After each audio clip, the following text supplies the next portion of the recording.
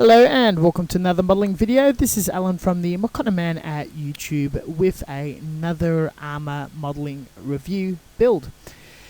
As you all know, I'm a big fan of the anime girls and Panzer.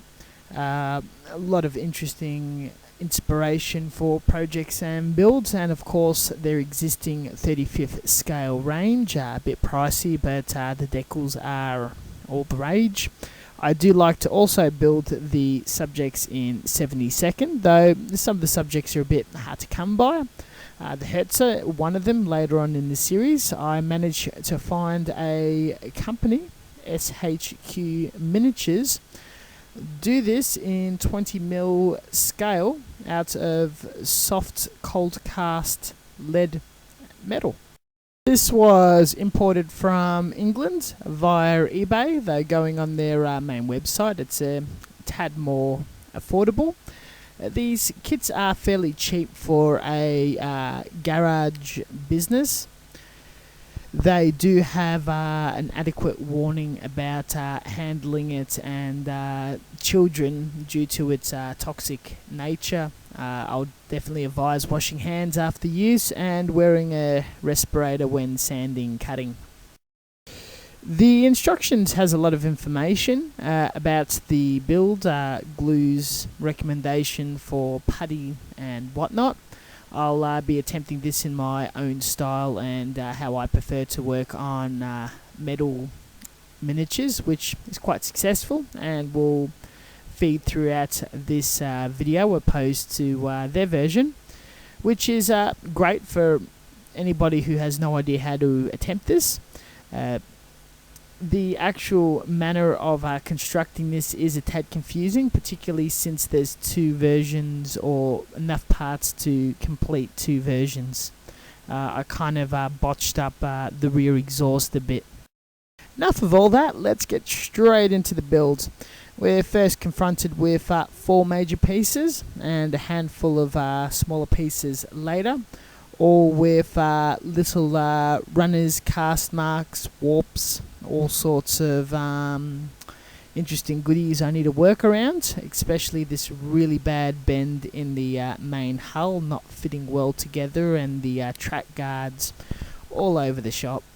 This is the bag of the smaller pieces. They came out quite nicely, besides the skinnier barrel. Not too many mistakes or warping, luckily.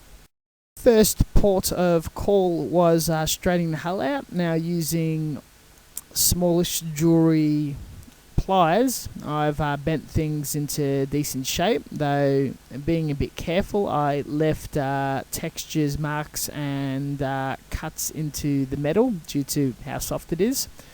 This was later filled using super glue, but the part was fairly flush with the bottom hull.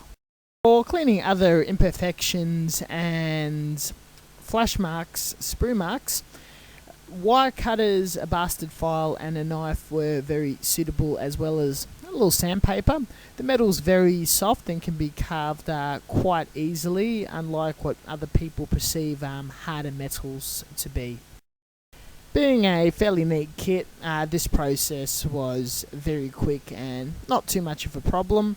The smaller pieces straightened out by hand.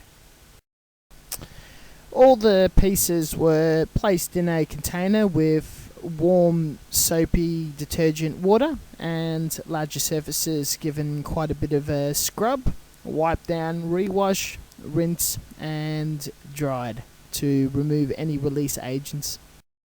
With the use of super glue and milliput for filling large sections, I slowly started gluing the main hull together, filling in some bits and pieces, and slowly but surely assembling the kit step by step.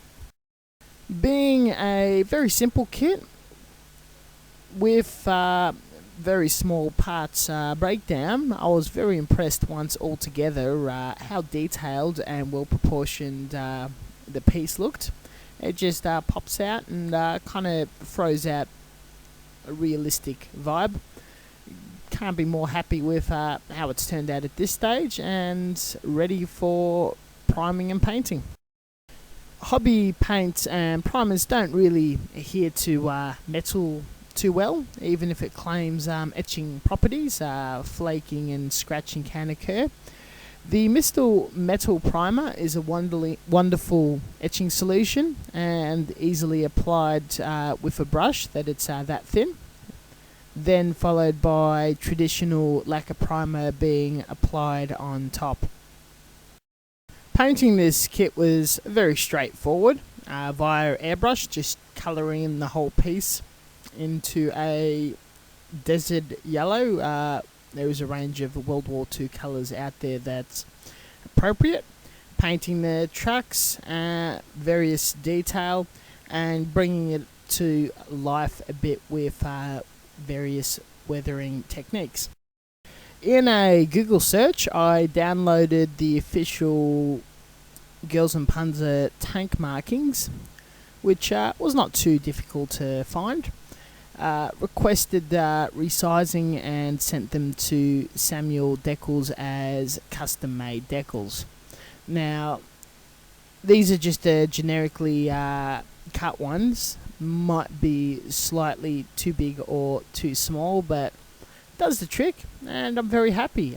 With a clear coat on top, they applied like a dream. For very simple amount of work and a completely different style of constructing a metal model, which the material was quite flexible, could be bent to my will. Unfortunately, it can also be damaged. Though once together, all glued up, little scratches and mistakes filled with putty or super glue, and all sealed with a matte clear spray. This came out quite cool. Can't be more happy with the general finish, and definitely linking it with the show Decals and Panzer. Got the markings all around. I'm very glad to add this to an edition of my collection. And in the way, again, working with a different medium, the metal was a lot of fun. Something that definitely shakes things up and breaks the norm of styrene. I definitely recommend the brand and working with metal models. With this video, you're definitely aware of the sort of work effort that needs to be put in. And it's definitely a great way of opening you up to different subjects that are not created in styrene. Thank you very much for watching, and until next time, we'll see you guys around for more armour and normal content. Catch you guys later.